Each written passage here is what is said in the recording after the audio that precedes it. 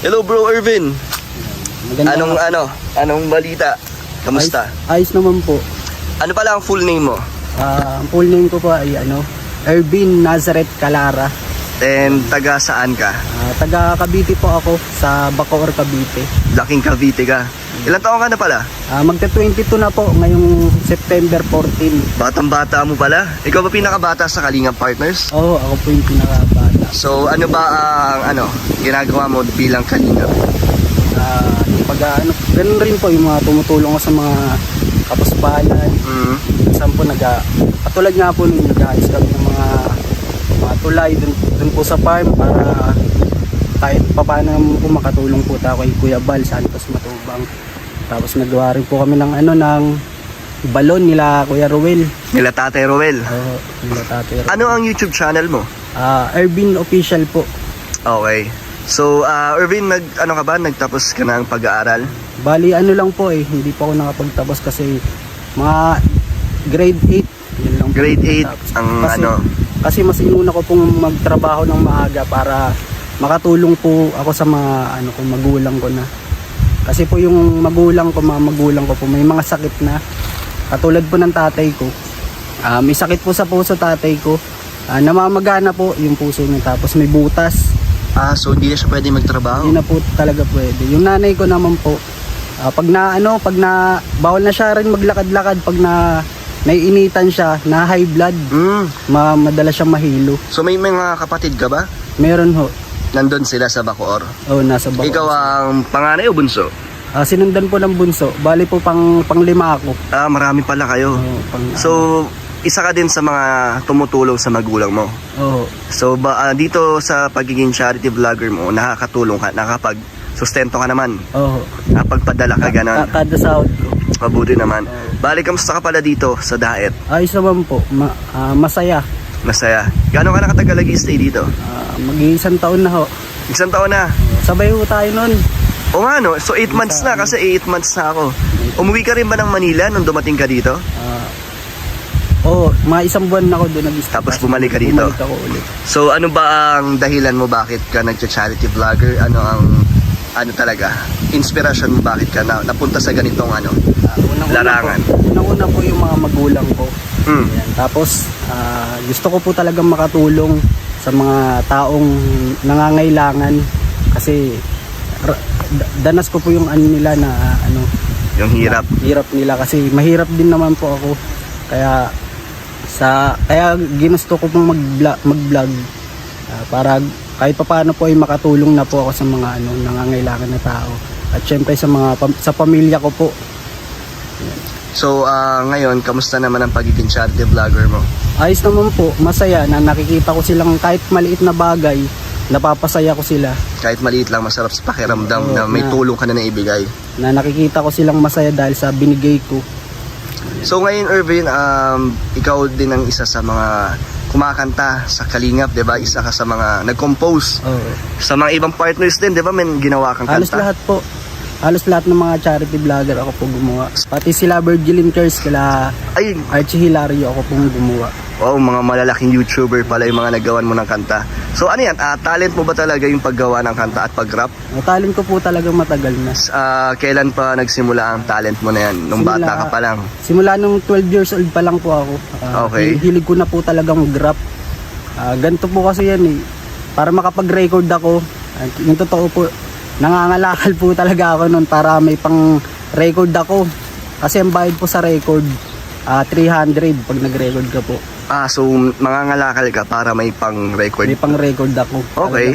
Talagang inaano ko po, kahit inaasar ako ng mga kaibigan ko, yung iba po mga kamag-anak ko, wala kang mapapala dyan sa pagrarap mo, Irvin. Inaasar pa ako. Lumpia rapper, tapos kung ano-anong kung lalait. Hindi ko po pinansin yun. Nagtiwala ako sa sarili ko at sinamahan ko ng dasal. Okay. Tinuloy-tuloy ko lang po yun, yung yung pagrarap ko. Tapos tingnan mo ngayon, ang layo na narating mo rin. Dahil sa pagrarap ay nakakatulong na ako sa magulang ko at sa mga ibang tao. At marami na rin po akong napasaya dahil sa aking pagrarap. At syempre hindi ka tumigil at naniwala ka sa sarili mo. Syempre nagtiwala rin po ako sa Diyos na hindi niya po ako papabayaan. Tsaka napakagaling mo rin kasi mag-rap. Talagang may talent.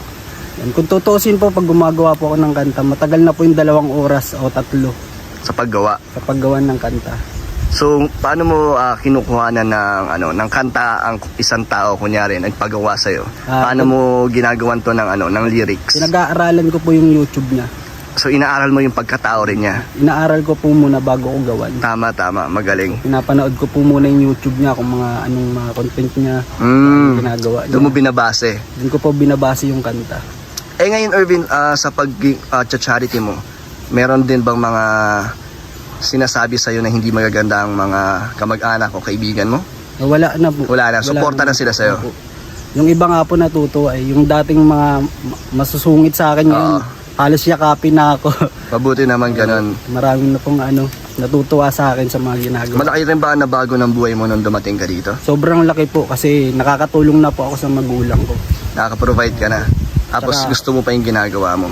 Tsaka unti-unti po ako nakikilala na ganun nga po.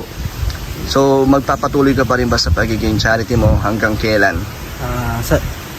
Sa tingin ko po, para sa akin ay habang buhay na to kasi nasimulan ko na po eh. Itutuloy mo na hanggang tumanda ka? Opo, nandito na po ako sa mundo ng YouTube. Yan, hindi ko na po ititigil to. Mabuti naman. Ano ba dati mong trabaho bago ka naging YouTuber? Ganito po kasi dati pa akong construction. 12 years old pa lang po ako nung pumapasok na ako sa mga ganong trabaho. Mabibigat. Grabe, di maliit ka pa nun. Maliit pa ako niya. Sumasama ako sa mga barkada ng kapatid ko para makapag kahit pa paano binibigyan ako 150, masaya na ako doon. Oh. Anong ginagawa mo sa sahod mo? Bumibili pa ako ng minsan bigas, tapos minsan yung 50 pinagtatabi ko para pang rin po doon, para pang record ko. Iniipon ko po yun ng paunti-unti. So talagang passion mo ang pagkanta? Kumbaga adik na adik po talaga ako sa pag-ano. Tapos halos laman nga po ng cellphone ko puro rap. Yung na yun. Ang aga mo pala nagsimula magtrabaho, no? So napakabata mo pa. Batang bata pa po. Naranasan ko nga po magtrabaho na 80 kilos. Binubuhat mo? Binubuhat ko po. 15 anyos pa lang po ako nun. Ang isang buhat po nun ay 50. Okay. May bayad ang pagbuhat mo. Ano ang binubuhat mo nun? Giniling na upuan sa Pampanga. Okay. Isang truck po yun. Pero marami naman po kami. Kung sino yung pinakamaraming nabuhat, siya yung pinakamaraming sasahurin. Kasi isang sako ng 50. Pero napakapagod nun. Pagod po talaga. Pagod ka talaga Minsan dun. nga po, nagkaka-stiff leg po ako, hindi gumagalo, hindi ko maano yung leg ko. So ngayon, Irvin, paano ka napunta dito sa diet kay Kuya Val? Sa nagsimula?